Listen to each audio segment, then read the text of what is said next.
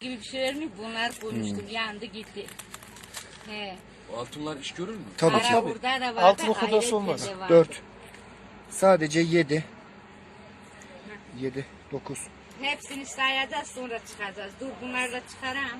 He. 9, 4 daha. Sadece 13 tane çeyreğim burada var. 3 tane. Dur. Sanki orada bir tane daha var. Nerede kardeş? Göster Bak bakalım. bak biz ne yapak bak. Getir. Böyle 17 buçuk vuracak. Getir bakalım. Bak. Hepsini Say. bulabildik mi? Bak. Ne 17,5 dediğin ne? 17 tane çeyreğin mi var? Bak. 4. Su verme! Verme. Su vermeyin! 4. Su vermeyin, vermeyin. 1, 2. Orat fazla teyze bak. Şöyle bir daha say. İki dediğin ne? Bak Dört. Cumhuriyet Dört oran. altını olarak yapıyorum. 1, 2 dur size He tamam. söyleyeyim. Tamam. Dur bunlar sayam. 2. Ferhat. Efendim abi. Bak kardeş sen de gel. Şişenin olduğu yeri komple kazdım. Çeyrek yok. Uğraşma da çeyrek Tamam. de- Sadece 2 tane mi kaldı? 2 tane çeyreğiniz var. Bu şuradan Tamam. tamam. Bu şu. Siz bu dışarıya çıkın soğutma çalışması Videoyu yapacağız. durduruyorum ben. Bu kimin Bekleyin ben adı? siz Ha. çıkmayın. Altınlarımızı işte jandarmamızın işte itfaiyeci abilerimiz bize kesti. İçeride olan Altını buldunuz değil mi abi? Evet bulduk. Hepsini teslim aldınız altını.